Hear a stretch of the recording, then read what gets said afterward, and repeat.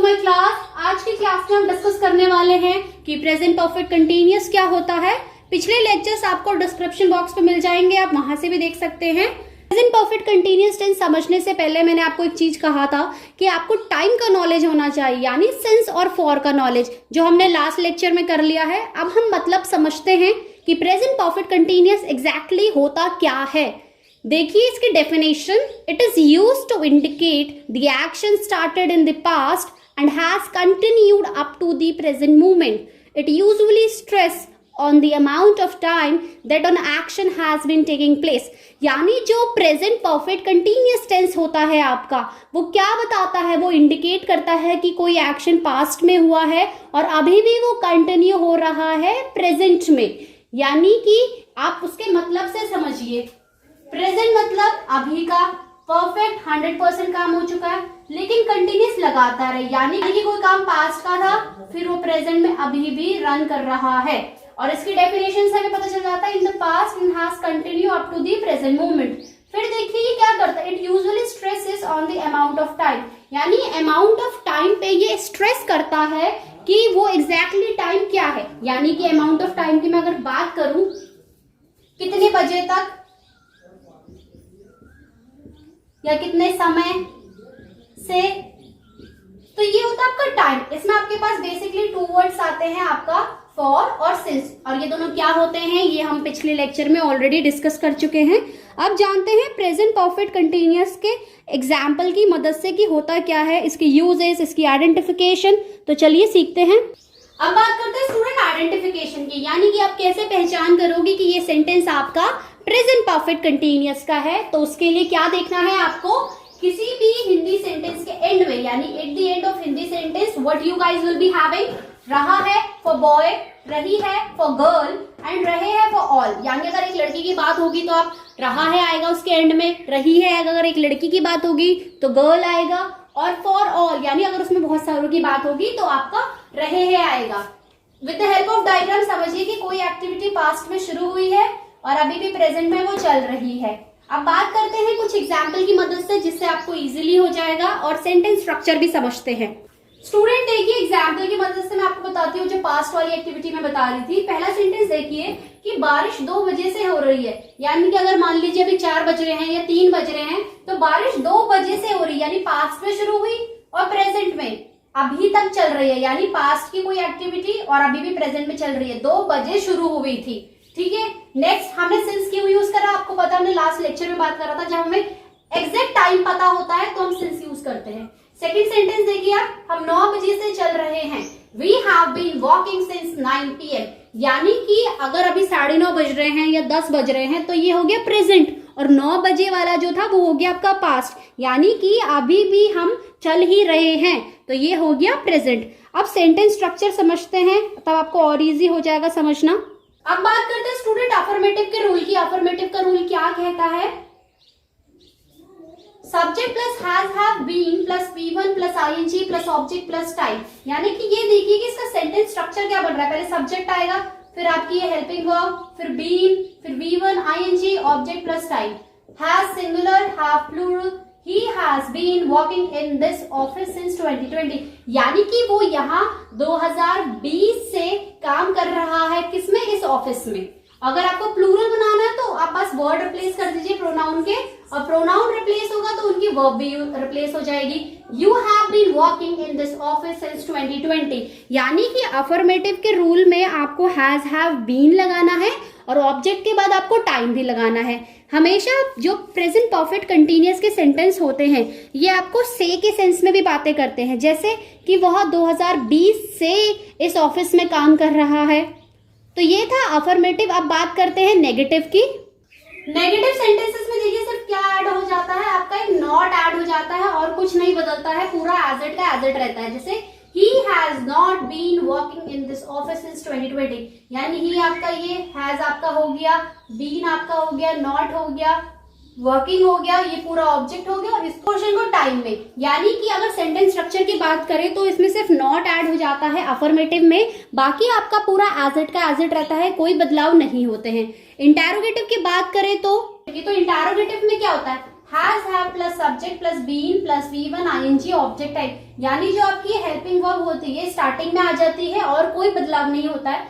Has he been working in this office since 2019, क्या वह इस ऑफिस में 2019 से काम कर रहा है।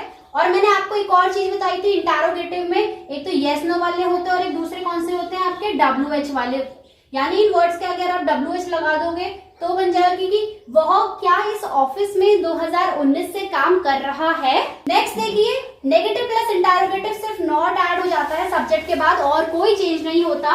आप यहाँ भी ऐड कर सकते हो इसके साथ कि hasn't she do this, haven't he do that, तो ये बन जाएगा has he not been working in this office in 2019। यहाँ भी आप WH यूज कर सकते हो, यानी कि जो इंटरोगेटिव और नेगेटिव प्लस इंटरोगेटिव की बात करें तो दोनों में रूल सेम होते हैं, बस एक नॉट से डिफरेंस हो जाता है, जैसे अफर्मेटिव और नेगेटिव में होता है। और इंटरोगेटिव आप दो तरीके से लिख सकते हो, एक WH क्वेश्चंस और एक येस और नो वाले क्वेश्चंस। लाइक अगर इसका सेंटेंस के हम WH के हिसाब से बात करें तो ये क्या बनेगा, ये बनेगा वह क्या, या क्या वर्ड बीच में आ रहा है, वह क्या इस ऑफिस में 2019 से काम नहीं कर रहा है, क्या वह इस ऑफिस में 2019 से काम कर रहा है। नेगेटिव प्लस इंटरोगेटिव की बात करें तो क्या वह इस ऑफिस में 2019 से काम नहीं कर रहा है, और क्या वह इस ऑफिस में 2019 से काम नहीं कर रहा है। तो हमने देखा कि WH से और येस नो सेंटेंस से हम कैसे इंटरोगेटिव और नेगेटिव प्लस इंटरोगेटिव बनाते हैं। अब आप इसके कुछ यूजेस करते हैं, उसके बाद कुछ एक्सरसाइज करेंगे जिससे आपको और इजी से समझ आ जाएगा कि ये प्रेजेंट परफेक्ट कंटीन्यूअस टेंस होता क्या है। स्टूडेंट, अब बात करते हैं यूज की। Action started in the past and has continue up to the present moment, यानी कि कोई एक्शन जो है आपका पास्ट में शुरू हुआ है और अभी भी वो चल रहा है। कैसे, ये मैंने आपको स्टार्टिंग में भी बताया था। एग्जाम्पल्स देखिए, they have been talking for last 2 hours, यानी वो 2 घंटों से बातें कर रहे हैं या 2 घंटे से बातें कर रहे हैं।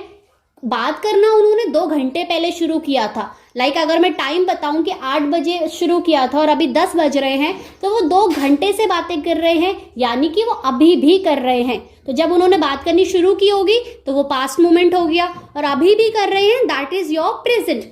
See the second sentence, I have been playing tennis since 2015। I के साथ have क्यों आया है, बिकॉज I प्लूरल है, और they के साथ भी इसलिए प्लूरल था तो have आया। for इसलिए आया क्योंकि 2 घंटे कोई निश्चित समय नहीं है, अनिश्चित है, हमें एग्जैक्ट नहीं पता कौन से 2 घंटे से बातें कर रहे हैं, लेकिन 2015 में हमें एग्जैक्ट ईयर पता है। तो इस सेंटेंस का हिंदी क्या बना, मैं 2015 से टेनिस खेल रहा हूँ, यानी अगर अभी 2021 है तो वो 2015 आपका क्या हो जाएगा, पास्ट, और 2021 क्या हो जाएगा आपका प्रेजेंट। नेक्स्ट सेंटेंस देखिए, she has been thinking about her cat for a long time, वो अपनी बिल्ली के बारे में बहुत समय से सोच रही है। यानी कि यहाँ पे हमने क्या देखा कि फॉर अ लॉन्ग टाइम, कोई हमें निश्चित समय नहीं बताया कि भाई कितने बजे से, कितने साल से, कितने महीने से सोच रही है, बस एक लंबे समय से सोच रही है। तो इसलिए पहले तो शी था तो हमने हैज लगाया बिकॉज सिंगुलर है, और उसके बाद हमने फॉर इसलिए लगाया बिकॉज हमें एक डेफिनेट टाइम नहीं पता है। तो ये इसका आमतौर पर एक ही यूज होता है जो प्रेजेंट परफेक्ट में यूज करा जाता है।